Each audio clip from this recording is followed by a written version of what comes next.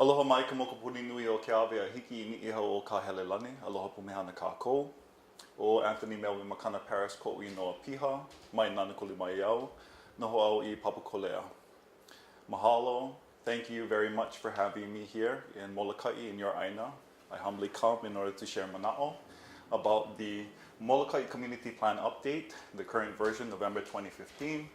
And again, this is mana'o for your consideration as you engage with your community in the process of making Molokai a better place to live.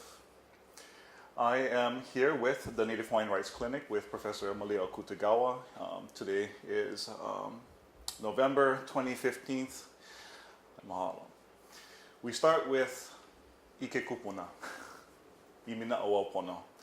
Dolalo no e au ho'okahi ka I lau like ana. Wield the paddles together, work together. For me, this is the penultimate reasoning for community planning, because it is the ground up means by which we engage in creating law and protocol for our society. And what does that mean? We need to do it. It's a kako thing. Today's presentations, I will cover actors in the planning process, objectives of the general plan and community plan, a sketch of the planning process, the Molokai community plan and how it's situated within other plans, and then looking at the specific November 2015 draft plan and particular things to be maka'ala about. So, who's playing in the planning process? So we go to the law, the Maui County Charter, Chapter 8, Section 8.5.1. The general plan shall be developed after input from state and county agencies and the general public, and shall be based on sound policy and information. So who's playing? State agencies, county agencies, and the general public. Get on. Right on. Now, who else gets to play? 8.5.4/5 Citizen Advisory Committee. So there shall be a citizen advisory committee for each community plan area. Each citizen advisory committee is charged with reviewing and recommending revision to the community plan for its community plan area. The community plans created and revised by the citizen advisory committee shall set forth in detail land uses within the community plan, region of the county. Each community plan shall include implementing actions that clearly identify priorities, timelines, estimated costs, and the county department accountable for the completion of the implementing actions. Okay. So let's break this down. So the actor, in this case, is the agency of the county made up of general public members. So the Citizen Advisory Committee is actually an agency of the state. It's actually a county agency, even though they're made up of people from the community. Now, the plan area we're looking at is Molokai Island, and the requirements of the plan. So this is their kuleana, their job, is to clarify land uses and implementation actions. So what you do. So the priorities, how long, what's going to cost, and who responsible. Make sense? That's what the plan's supposed to be. Real simple, yeah? Clarifying kuleana, timetable, who gonna do what, and how much it's supposed to be costing. Now, we look at the plan in context of the general plan, the community plan in context of the general plan. So this is how we know what the objectives of with the general plan is 8.5.2 of the Maui County Charter. The general plan shall indicate desired population and physical development patterns for each island and region within the county, shall address unique problems and the needs of each island and region, shall explain the opportunities and the social, economic, and environmental consequences related to potential developments, and shall set forth the desired sequence, patterns, and characteristics of future developments. Now, the general plan shall identify objectives to be achieved and priority policies and implementing actions to be pursued with respect to population density, land use maps, land use regulations, transportation system, public and community facility locations, water and sewage systems, visitor destinations, urban design, and all the other kamea related to development. So breaking it down. So plan objectives. How many people you like? How you like them look?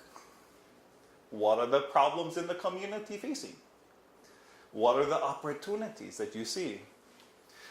And specifically focusing on social, economic, and environmental consequences related to potential development. Kind of a soft environmental impact statement. And most important, how you like them come. The desired sequence. What you like see first, second, third, fourth. For all of the future developments in Molokai Island. Now, looking specifically at the objectives, how much people where. So it's not just how much you like, it's like where on the island you like them, the densities.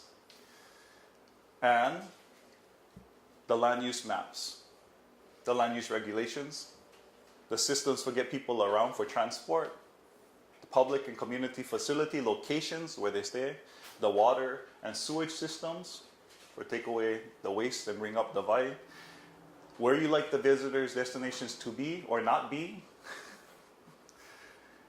how you want it to look in the urban design, and all the other kamea that's related to development.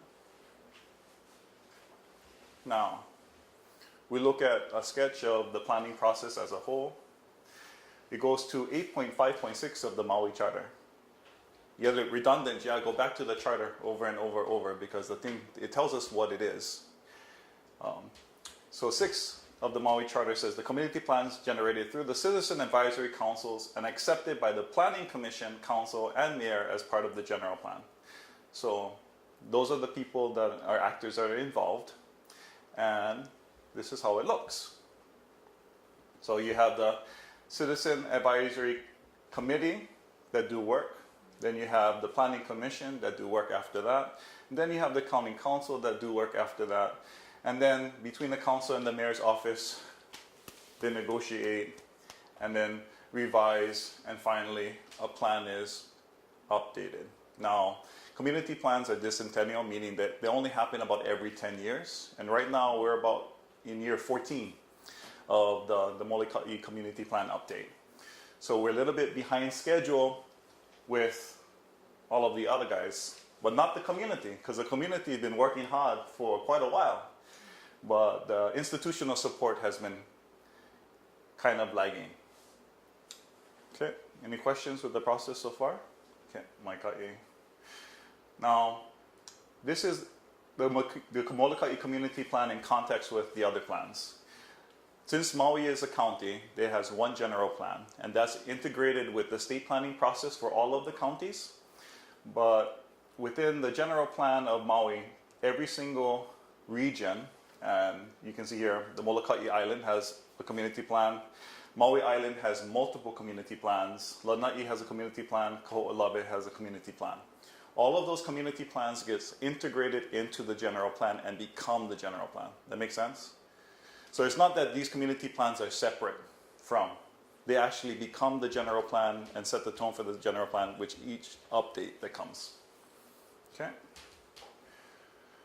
Now, we get to some juicy stuff. Molokai Community Plan Update November 2015.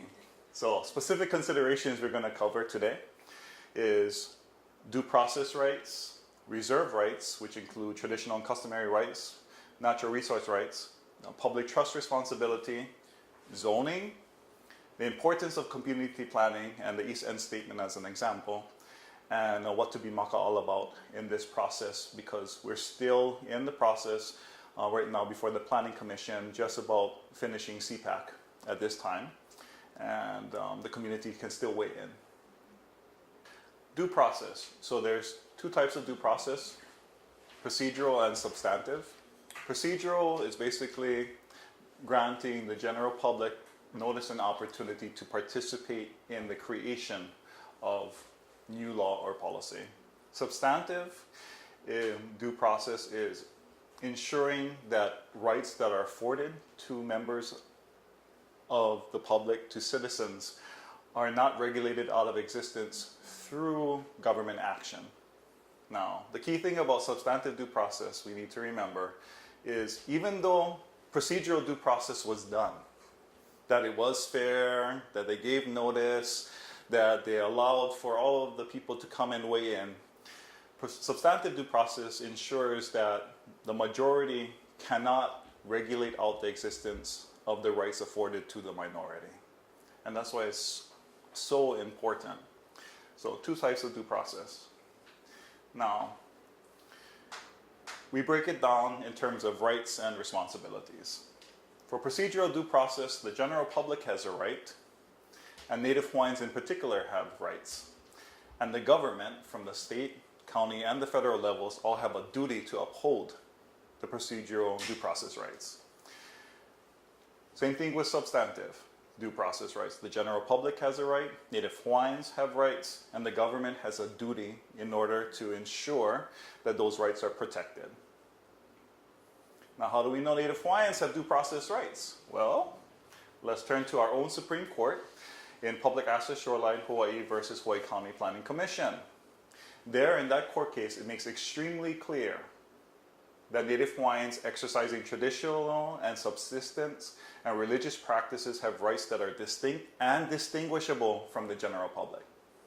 So as a Native Hawaiian, I have both the rights as afforded every other person as the general public, and I also have the rights afforded to me as a Native Hawaiian. Madam? Okay. Now, when we look at what has been going on with the current Molokai plan update, there is potentially a violation of procedural due process. Okay. Pursuant to MCC, the Molokai Charter, 2.80B.8080.D, each community plan advisory committee shall hold at least 7 public workshops at times and locations convenient to the general public to allow public participation in the process. Upon perusing the information that's available, the agendas, the minutes that are available online from the county, it is unclear whether or not those 7 workshops, which have very specific requirements, were actually done. So there's a potential problem with the government not fulfilling its duty to afford procedural due process for both the general public and Native Hawaiians. Now, we're going to get to what's called reserve rights, quote unquote. And the basis for reserve rights is the Hawaii State Constitution, Article 12, Section 7, which is the state reaffirms and shall protect all rights customarily and traditionally exercised for subsistence, cultural, and religious purposes and possessed by Ahupua'a tenants who are descendants of Native Hawaiians who inhabited the Hawaiian Islands prior to 1778. So here we see that the rights that I will be talking about in specific after this is enshrined as a substantive fundamental right in the Hawaii State Constitution and therefore must be afforded the protection of substantial due process. Make sense? What we just uncovered. So what does that mean? That these rights that we're going to talk about cannot be regulated out of existence. And if they try, it's illegal. Cool. So, 2 types of reserve rights: traditional and customary rights, and we can break them down into 4 categories: traditional and customary access and gathering rights, to be able to go and gather from limu to pua up in the forest, or lay materials; religious freedom, the ability to actually worship, to ho'omana in traditional senses, from places that are wahipana or heiau, or just sacred places that exist. And it doesn't matter if those sacred places have been acknowledged or haven't been categorized or identified under historic registers. Does that make sense? That's a different right. The right to practice Native Hawaiian religion is afforded because we did that since time immemorial on this land. Also, traditional customary rights cover iwi kupuna, burial rights, and how the iwi are actually to be treated. And a broad category as well is indigenous cultural property, including that to knowledge sets that are traditional ike that exist within the Hawaiian community, and those things that as a culture and as a community we've been able to lay claim to through our permaculture, through our horticultural, through our scientific practices, like all of the varieties of Hawaii kalo. Okay. Now we look to a very specific case, Kapa'akai o Ka'aina versus Land Use Commission, to look to a 3-part test to ensure whether or not the agency is considering traditional and customary rights. So in affording substantive due process, every governmental agency needs to do these three things. The first is identify the scope of valued cultural, historical, or natural resources in the petition area, including the extent to which traditional and customary Native Hawaiian rights are exercised. Second, the extent to which those resources, including traditional and customary Native Hawaiian rights, will be affected or impaired by the proposed action. And thirdly, the feasible action, if any, to be taken by the state to be reasonably protecting Native Hawaiian rights if they are found to exist.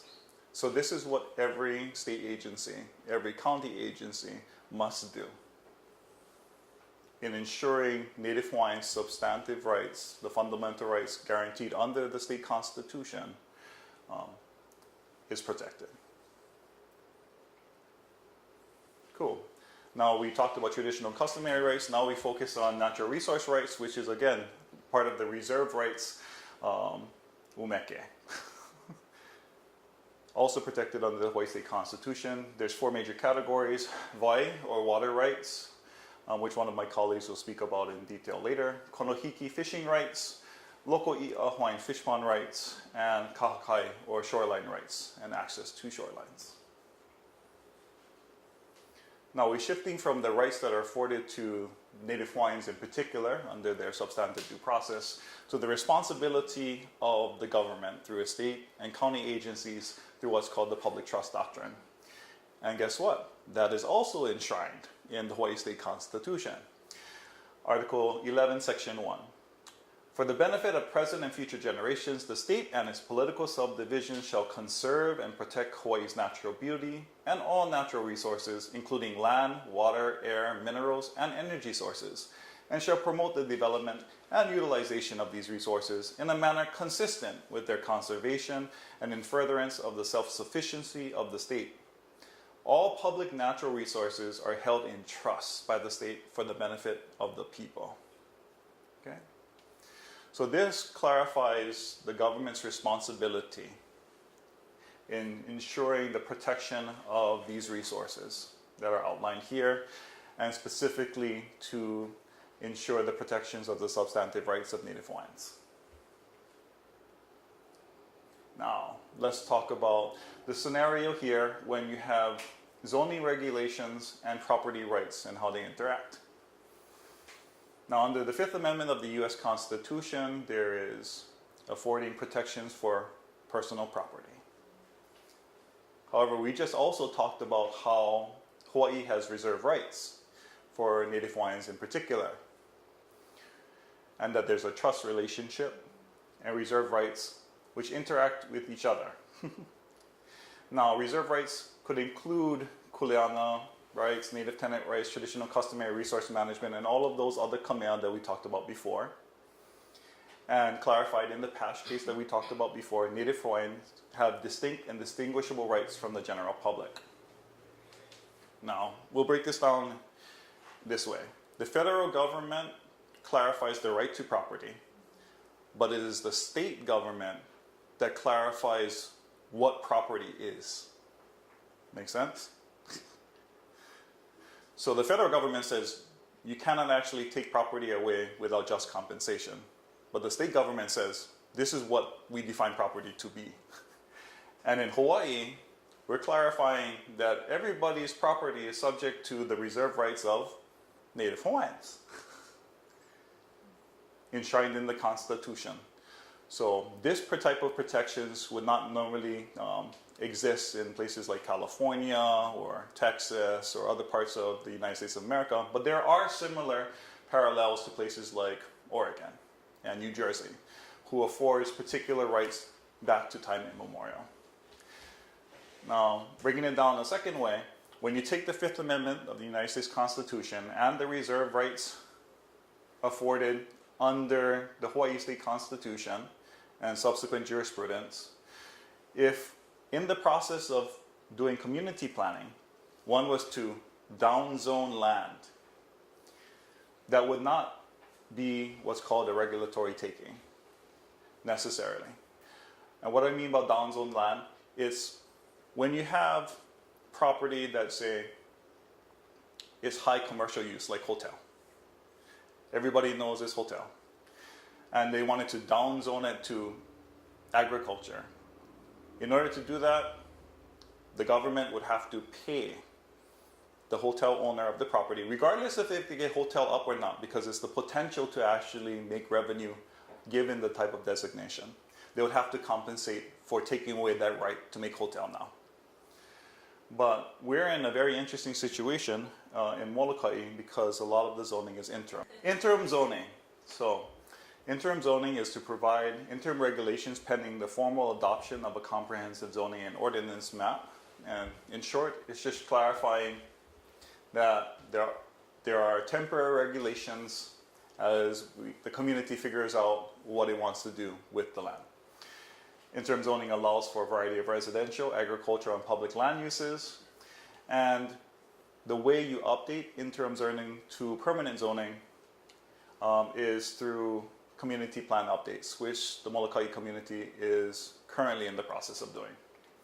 Now, almost all of the land in Molokai is currently designated as interim zoning. And interim zoning has certain issues with it, including considerable time and expense for land use permitting process, and that it cannot necessarily be subdivided, or conditional permits are very difficult or almost impossible to get. So if someone actually has a parcel of land that is designated interim zoning, they need to go before the Molokai Planning Commission in order to get a special allowance in order to develop their land. And this can pose a number of problems, including allowing grants for development in areas that don't jive with the rest of the community plan. And that would actually be considered something in other technical talk called spot zoning. So the allowance of someone to develop tall buildings, heavy pollution producing, or even an agricultural base yard camp for trucks in the middle of ag fields, and it will affect everyone else around it because the type of use that the Planning Commission allowed for that specific individual might not jive with all of the use around that particular parcel. Now, it will be very prudent for the community to assert their right to update the interim zoning for all of Molokai by clarifying where they want things to be, by designating appropriate zones. So now we get to the core of the matter, which is the importance of community planning. And the importance of community planning for the Molokai community. I've had the privilege of learning some of the history of this amazing place, and particularly the events surrounding the need and the articulation of the community's desire to protect the east end of Molokai through the East End Statement. And it comes down to this cultural frame, which is we honor our ancestors in order to prepare for those yet unborn. So prior to Molokai community's mobilization and asserting their political will in the planning process, the Maui of County made most of the decisions. And there was little to no consultation with people on Molokai Island itself. And because of the local advocacy for local knowledge, caring for Manae and the East End in specific, and the creation of the local Molokai Citizen Advisory Committee and the Molokai Planning Commission was not just developed, but empowered to do work for the community members here in Molokai. Now, what are some things to be maka'ala about as the Molokai community is still in the planning process with two major phases left, which is going before the Planning Commission and then before the county council and the mayor's office. Things to make sure about in the plan is that it reflects the traditional and customary rights as the Molokai community understands them to be in the plan itself. That natural resource rights are articulated in the plan. That the public trust responsibility for caring for the Molokai residents and the communities here in their kuleana for traditional and customary rights and natural resources are articulated. And that the type of due process, the type of way in which the Molokai community wants the different parts of the county agencies to engage with them is articulated. And making sure that the issue of spot zoning, particularly with interim zoning, is addressed by the community articulating what type of zones they want where on Molokai Island. So in my presentation, we talked about traditional and customary rights, natural resource rights, and public trust responsibilities. Now, the Molokai community can simply reiterate that within the plan, or they can go above and beyond. And they can clarify more specifically how they want to see those things happen, because that is their right under the Maui County Charter. Mahalo, and I'll take any questions. So I guess my question is, do public trust rights precede Native Hawaiian rights if there's a question, or if they are, I don't know if clash is the right word, but would one take precedence over the other? And have there been cases or instances where that's happened? Great, so the question is, does public trust rights and Native Hawaiian traditional customary rights ever clash? And if they do clash, does one take precedence over the other? That's a wonderful question. I would like to invite our professor, Malia Kutagawa, to answer that. The law is very unique in Hawaii in that the public trust also includes traditional and customary Hawaiian rights and the practices and the resources associated with them.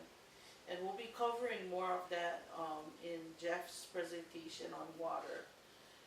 But basically, the public trust is a constitutional provision, as well as protection of traditional and customary Hawaiian rights is protected under the Constitution. So, in various water cases, we found that being able to utilize, being able to have enough water that feeds the muliwai, that feeds our fishing grounds, and all those things are part of the public trust. And having enough water in the streams for hihiwai and o'opu is part of the public trust. And the practices, the traditional practices associated with that is part of the public trust. So they're actually complementary, and the public trust sort of even bolsters even more the constitutional protections for traditional and customary Hawaiian rights. Okay. Mahalo, Professor Kutagawa. Is there any other questions? Okay, mahalo, thank you very much for this opportunity to share here in Molokai, and we'll turn the presentation over to our next speaker.